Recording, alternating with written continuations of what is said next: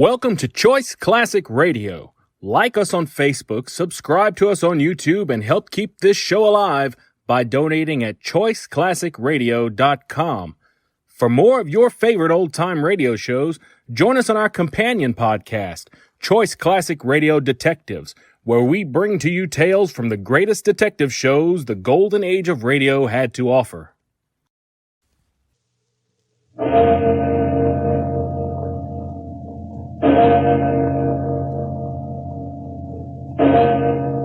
Murder at midnight. It's not just an ordinary cane, my dear. Alec. It's a sword cane, see? Calhoun used it when he killed his wife, right where you're standing. Alec, you killed Sanders. Exactly. And now you're going to kill me. Yes. No. Keep away from I'm me. sorry. Keep away. My dear.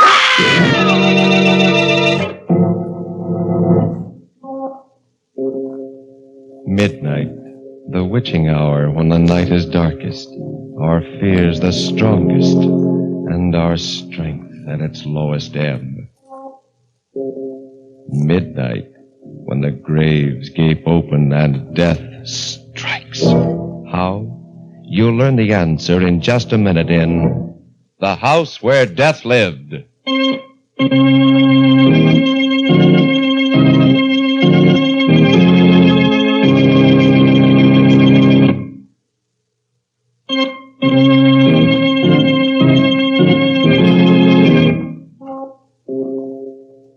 And now, Murder at Midnight. Tales of mystery and terror by radio's masters of the macabre. Our story is a ghostly nightmare by one of radio's best-known mystery writers, Robert Newman. Its title, The House Where Death Lived.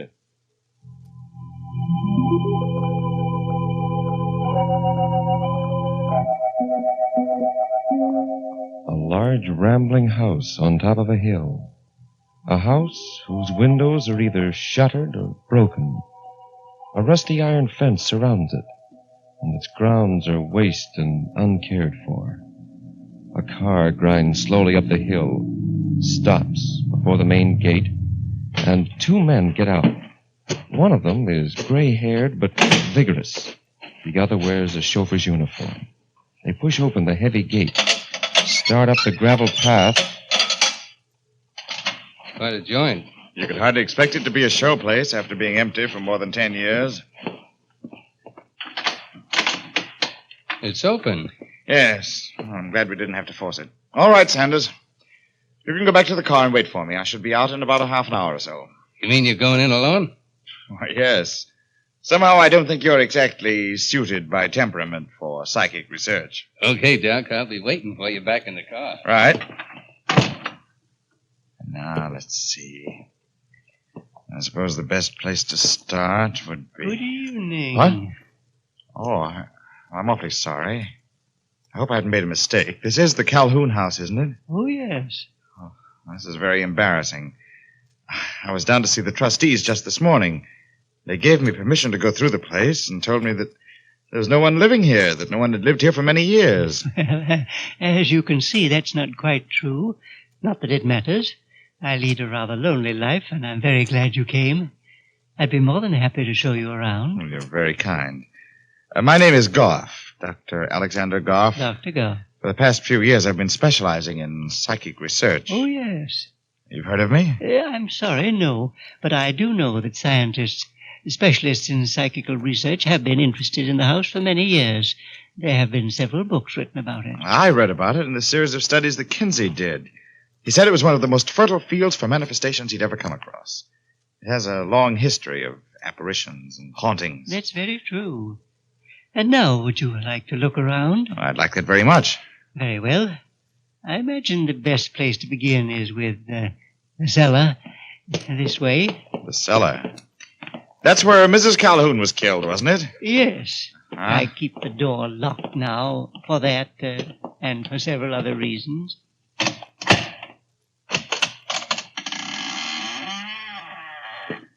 May I? No, wait, don't try to go down. Have you a match? Why, yes. There aren't any stairs. Exactly. That's how Mrs. Calhoun was killed. The stairs had become rotten, and Calhoun took them out, put in that ladder. Mrs. Calhoun didn't know it. She tried to go down, fell, and broke her neck. But she wasn't just killed. She was murdered, wasn't she? Well, that's hard to say. I don't think even Calhoun could tell you whether it was deliberate or not. For a long time, people didn't even suspect what had happened. They thought that she'd run away, disappeared. However, after she was killed, Calhoun buried her down there in the cellar. You see, over there, near that big flagstone. Oh, I see. Well, after that, there was something about a gardener, wasn't there? Yes, Burroughs. He had helped Calhoun take out the stairs. Considerably later, he was working in the cellar and found some bones, and he put two and two together And went to the police. No, he did a lot better than that, from his own point of view. Shall we go back into the parlor? Oh, yes, of course. I'll just shut this door again. There. Burroughs began blackmailing Calhoun. Calhoun paid for a while, and then one day he called Burroughs in here, into the parlor. He was sitting over there at that desk. He had his cane with him. A cane that's on the desk there now. You can look at it if you like. Well, thank you. I would like to look at it. Twist the handle and pull on it. A sword cane. Yes. He killed Burroughs right here in this room. That stain on the carpet, there's his blood. This time he didn't even try to get away with it. He called in the police, and he was tried and sent to an institution. Yes, but that's what I don't understand. If Calhoun had committed 2 murders, why wasn't he sent to jail or hanged? Because no one knew whether he was sane or not. As a matter of fact, I don't think Calhoun knew himself. You see, when they asked him why he had killed his wife and Burroughs, he said he had to, that he'd been told to. Told to? By whom? Well, he wasn't sure. By voices. He said they told him that they lived here in this house before him, that they had killed, and that he would have to kill too. Excellent, excellent. Just what I've been looking for and what I've hoped for. A house with a tradition of hauntings, where each generation is affected by that tradition and adds to it. What's the matter? They've come for me. They're weighing me down, dragging me back. They? Who? Oh, you're ill. Here, let me help you. No, it's no use. You can't pick me up. It's too much on my hands. On my head.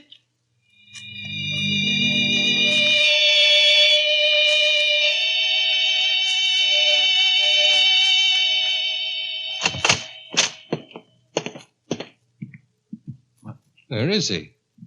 He was there, right there on the floor. I tried to pick him up and put him on the couch, but I couldn't lift him. Now he's gone. Oh, now, look, Doc, if he fell down, if he was as weak as you said it... Hey, wait a minute. Hey, what did he look like? Well, he was quite old, about 70, and very tall and thin. He had white hair and a white goatee. Holy smokes. What's the matter?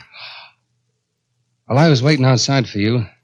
The guy that lives just down the hill came by, and we kind of talked a little. Yes? I told him you were inside here, and he described Calhoun to me, the guy that used to live here. And the old gent you say you spoke to sounds just like him. But it couldn't have been.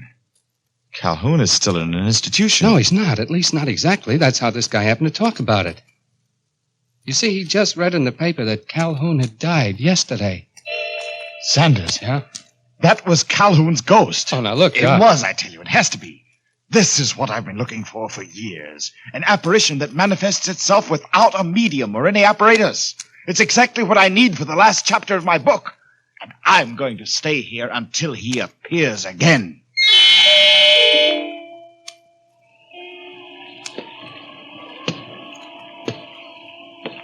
Calhoun? Calhoun? Where are you? Why don't you come back? I'm waiting for you. Oh, it's no use. 2 days now and not a sign of him. Maybe Sanders was right. Maybe I did imagine the whole thing. Either that. Wait a minute. He didn't die here. He died at the asylum. He'd lived here all his life, committed 2 murders here. Perhaps the aura, the forces here, were strong enough to evoke him once, but not to bring him back again. His wife and the gardener, they did die here. If I could establish contact, I might be able to evoke them. Or else if someone else died here, someone I knew and someone that knew me. Calhoun! Is that right? Is that what I have to do? What? Who's there?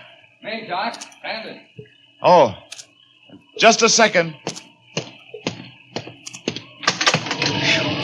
Oh, what a night. It's blowing like all get out. What do you want, Sanders? Well, the missus thought she's getting a little worried about you. She thought you might be running low on food. Oh, no, I still have plenty. I haven't been eating much. Any luck? No, he hasn't materialized again, but I'm sure he will. I know he will. If someone else died here, Huh?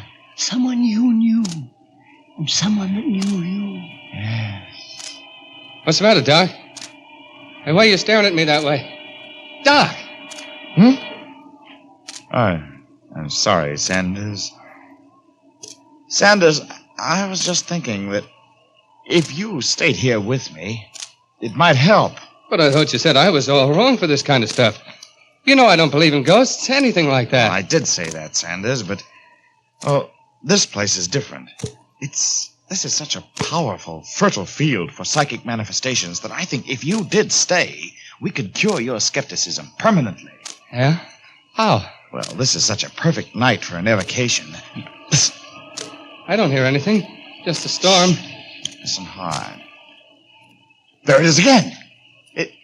It's down in the cellar. Where's that? It's back there. Where? Go ahead, run. You're quicker than I am, Sanders. Run, hurry. Okay, but I still don't hear anything.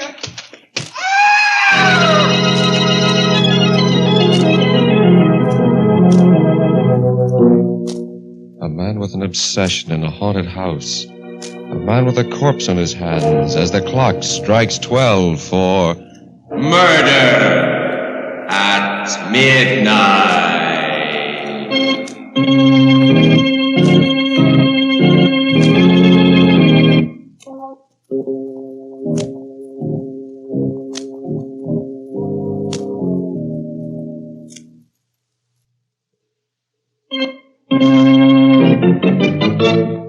And now, to continue with our story. It's just a moment later, and Dr. Goff is still standing by the open cellar door. Lighting a candle, he peers down to where Sanders' body lies huddled on the flagstones below. Sanders?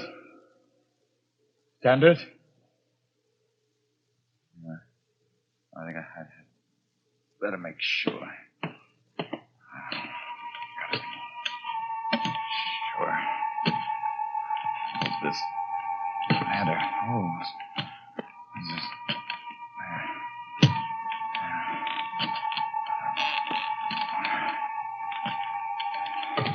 Oh. Well, now, let's see. He's dead, all right. Very dead. Neck broken in 2 places. I'm sorry, Sanders. Very sorry. But science is a hard mistress. I've been working on my book for 7 years. This is the first chance I've had to make detailed and objective observations on a specific set of phenomena. And when Calhoun didn't materialize again, I'm sure you understand. The only problem now is the police. They're apt to be very uncompromising about something like this. There were only some way that I know. The car. It's quite late and with the storm blowing, there's not likely to be anyone around. Yeah. Oh, come on, Sanders. You and I are going to take a little trip.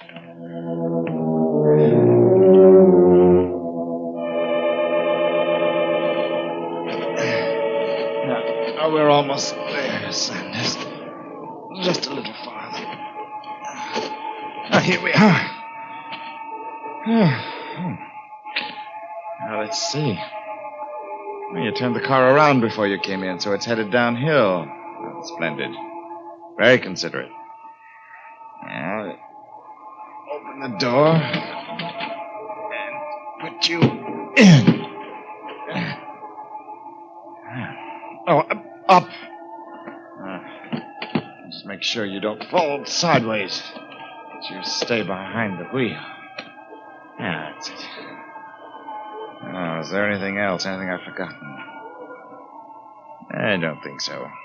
Well, let's take the brake off. And shut the door. And wait. There's no telling how far she'll go, especially with the street so bumpy. I only hope that she'll go far enough to pick up plenty of speed, so that when she does...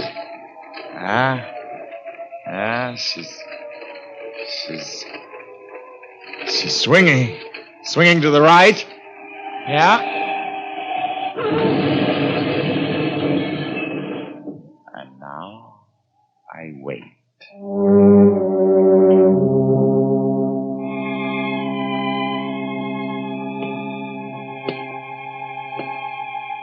Sanders! Sanders!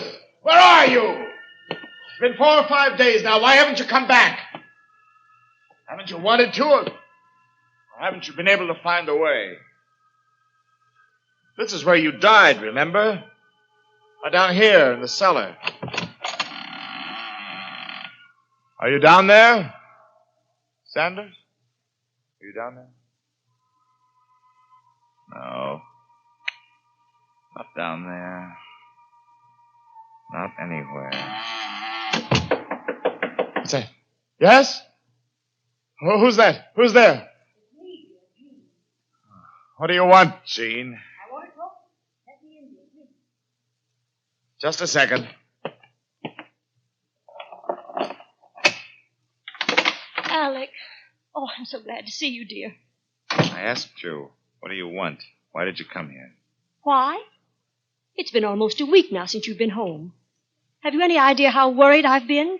You didn't even phone me after Sanders was killed. I'm sorry. I just never thought of phoning you. I had other things on my mind. How did it happen, Alec? You read the verdict of the inquest. You probably fell asleep at the wheel waiting for me. The brakes slipped, the car rolled down the hill, and crash. Poor Sanders. Somehow I can't help feeling... Feeling what?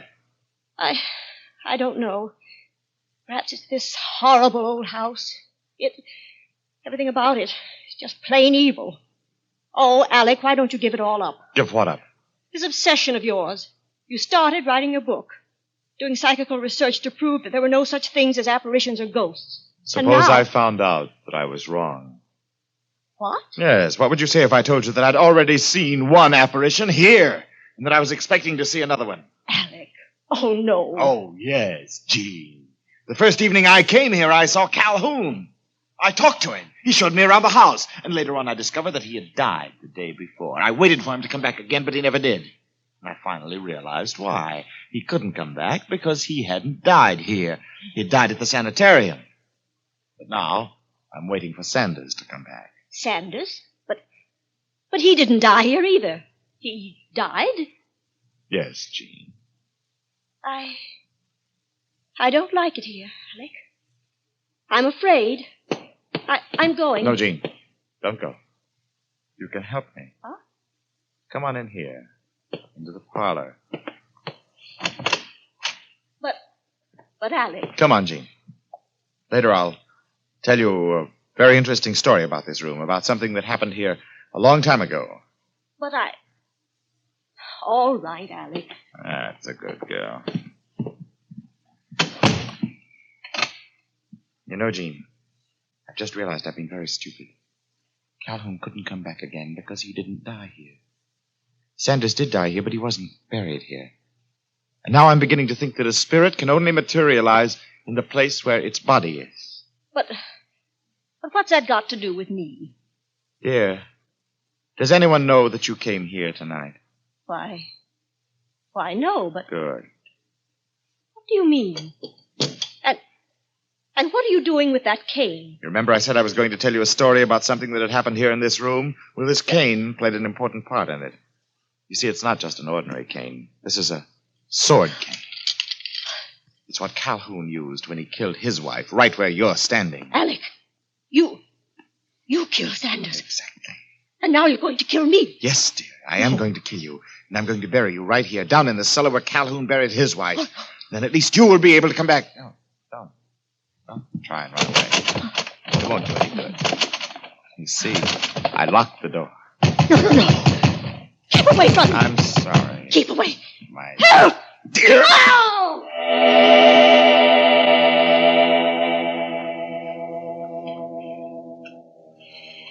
Now, smooth up gravel a little. She's covered well. There. That ought to do it. Very nice, Doctor. Very nice indeed. You didn't do quite as neat a job as I did, but you did pretty. Calhoun. Yes, Doctor. You're dead. But you did come back. Yes, I came back to tell you how grateful I am to you. Grateful? For what? For having, shall we say, relieved me. You see, there's a curse on this house. When I was alive and lived here, even before I killed my wife and Burroughs, I saw the ghosts of those who had died before I was born. It was they who made me kill, because once I did kill, they were free. I don't understand. Don't you? As long as this house stands, someone must haunt it. Until I died, it was haunted by those whom I had killed. When I died, it became my job. I thought it would be years before I could find someone to take my place, and then you came along. You mean... Yes, Doctor, yes, the curse, the evil that was spawned here has been passed on to you.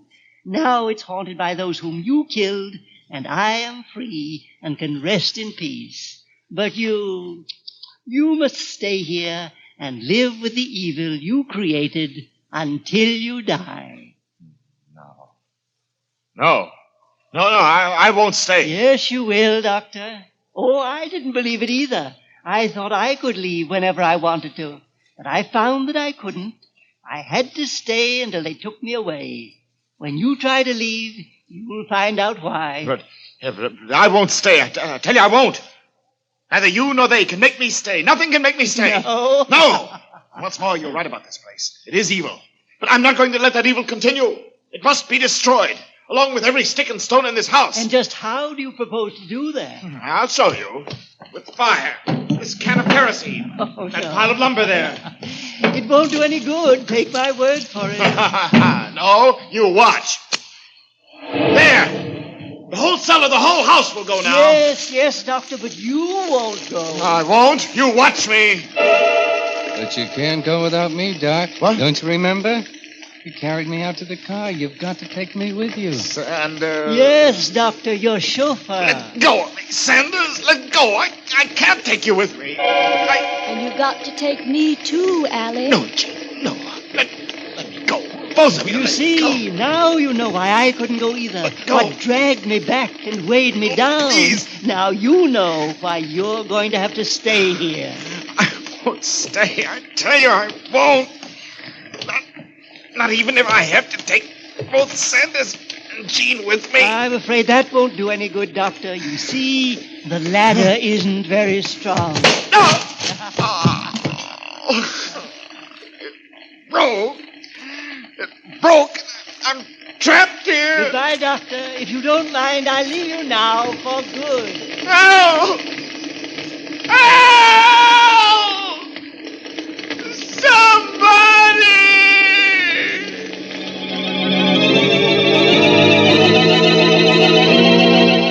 The flames roar higher and higher as Dr. Goff screams and staggers backward. Far away, a bell starts tolling for... Murder at midnight.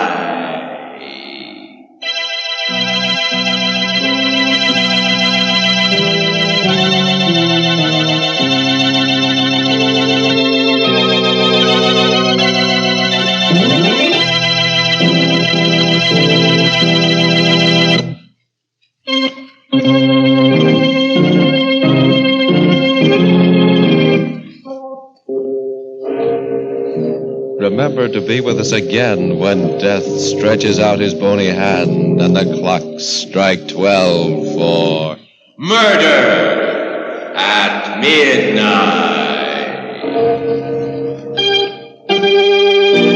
The part of Dr. Goff was played by Barry Kroger. With music by Charles Paul, Murder at Midnight was directed by Anton M. Leader.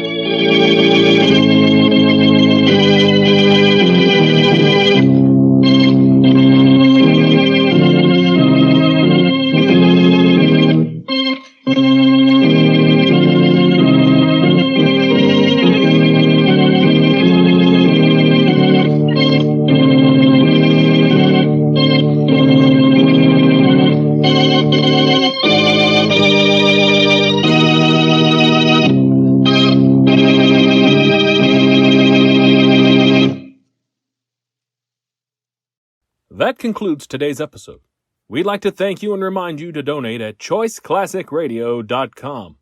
Remember, your donations make episodes like this possible.